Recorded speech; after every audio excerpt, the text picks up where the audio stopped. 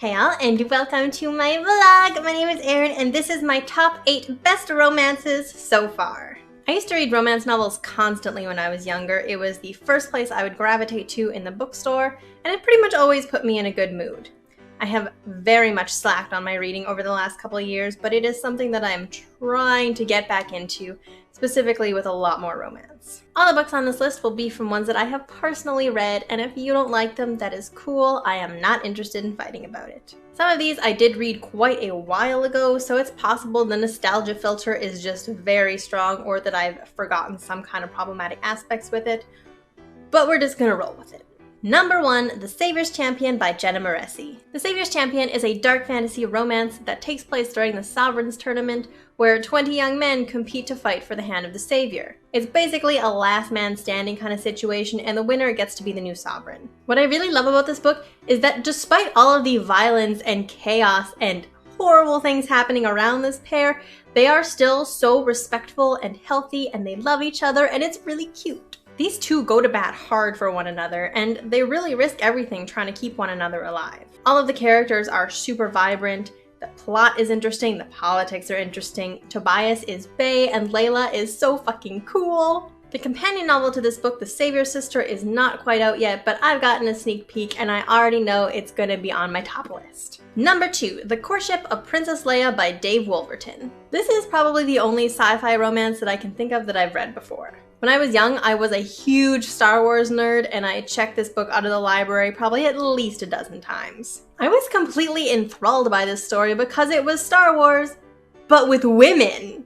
Obviously, Leia is great, but there's only one of her, and this book is filled with badass ladies, and young me was living for it. Basically, the entire plot of the story is Han trying to salvage his relationship with Leia after she, let's be real, gets a much better alternative. Honestly, Han is kind of a douche canoe for this story. He gets extremely desperate and resorts to kidnapping, so I'm not a huge fan of his in this book. The much better alternative is Isolde, Prince of Hapes.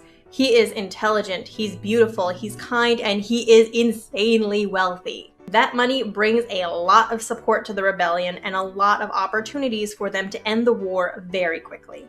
Obviously, this is a romance. Han and Leia do get back together at the end of the book, which I'm not super crazy about, but the rest of the book pleases me. Number 3, When Ascot Ties the Knot by Tessa Dare. Our lead is Madeline Grace Church. She is an absolute delight, and she is a biology artist who is doing artistic renderings for an encyclopedia. The big one that she's working on throughout the story is her lobster pair, where she has to get depictions of what their mating looks like. So the basic premise of the story is that to get out of being pressured into marriage by her family, Maddie makes up a fiancé and has him go off to war. To keep up with this facade, Madeline writes a lot of letters to her fiancé, which are probably my favorite part of the novel because they are just hilarious and ridiculous. When she gets tired of this, she basically just tells her family that her fiancé has died and just goes on with her life, moving up to Scotland to be with her eccentric aunt and live out the rest of her days as a widow. Except not, because it turns out that the person she's been writing to actually exists. The name that she picked out belongs to Captain Logan Mackenzie, and he's been receiving her letters the entire time. He basically appears at the castle that Maddie's living in with a bunch of his very broken down men in tow. They have lost everything from the war, and he is determined to marry Madeline, like her letters said they were going to, so that his people have a secure place to live out the rest of their days. Number 4, The Kiss Quotient by Helen Huang. This is my most recent romance read. It is a contemporary romance set in the Bay Area of California. Our lead, Stella, is autistic and she has a lot of difficulties with romantic relationships.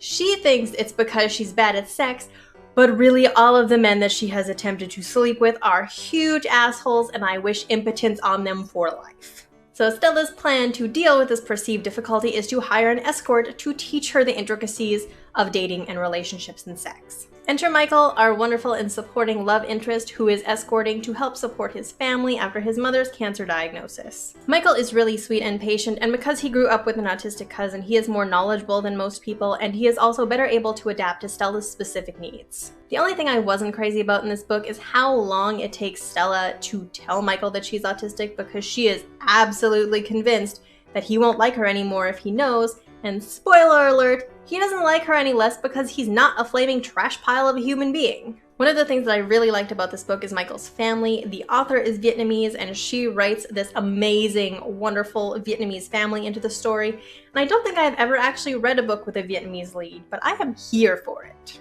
Number 5, Vision in White by Nora Roberts. This is a contemporary romance that kicks off the Bride Quartet. It is a story about 4 friends who start up a wedding business in Connecticut. Each of the friends has their own different specialty in the story. The lead in this book is Mackenzie, and she handles the photography end of the business. The friendships between all 4 of them, Mackenzie, Parker, Laurel, and Emma, is really solid and functional. They're great at communicating, and they are a girl squad with which you do not want to mess. The love interest in this story might be one of my favorites ever. Carter is an English teacher who wears tweed. He adores his students, and he injures himself so often that I feel like he should be wrapped in bubble wrap.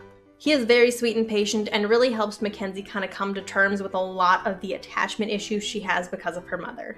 He's a very beta hero, and I personally find them very soothing. Plus, Mackenzie is a redhead, and at the time that I first read this book, I was also a redhead, so I related hardcore.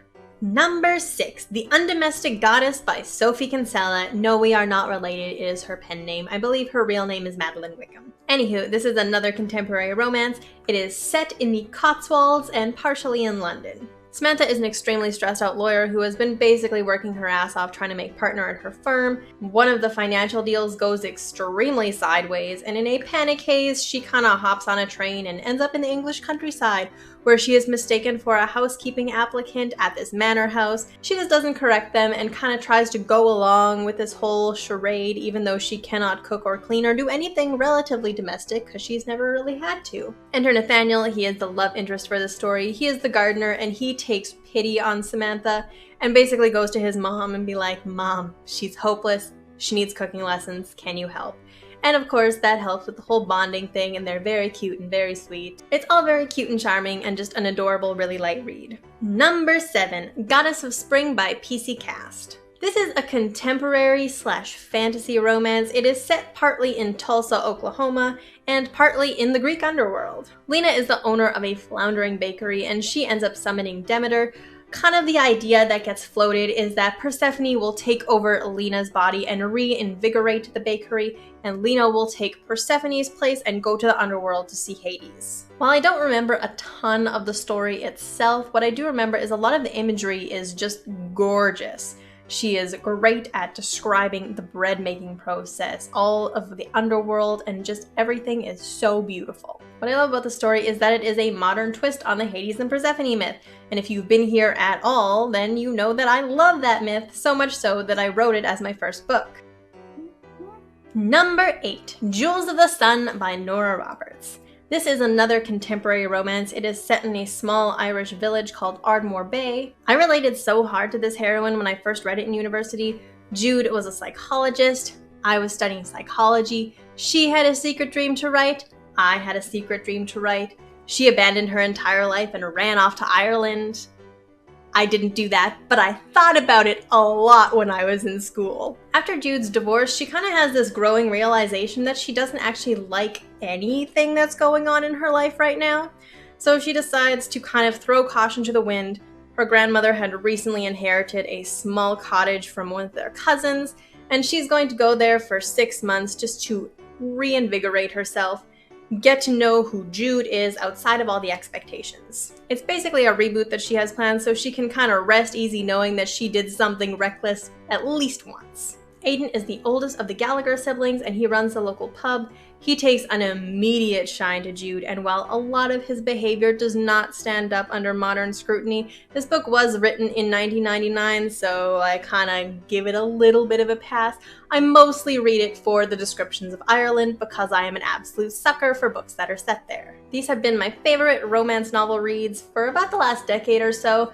I'm hoping to get into some more romance reading so that I can make this a more regular occurrence and introduce you guys to some more new exciting romances. Now that I've spread some love for books, I want to spread some love for a fundraiser that Jenna Moresi is running over on her website. If you haven't already heard, Jenna and Cliff are doing a fundraiser with Project Keep, which provides backpacks and emergency essential supplies to children in foster care. If you donate money or new and unused supplies, you can be entered into the giveaway to win some really cool prizes, including signed copies of both of my books. I will put a link to all the information below so that you can help out some kids who are going through a really tough time. The drive runs until August 31st, 2019. If you are not able to donate yourself, you can help out by sharing this drive with your friends and followers. So that is all I've got for you today. Thank you so much for watching. If you liked this video, give it a thumbs up and don't forget to subscribe. If you'd like to be notified as soon as I upload, then ring that bell. All my social media links will be in the description below. Both of my books, Olympian Confessions, Hades and Persephone, and Olympian Confessions, Hera, are available now in ebook and paperback.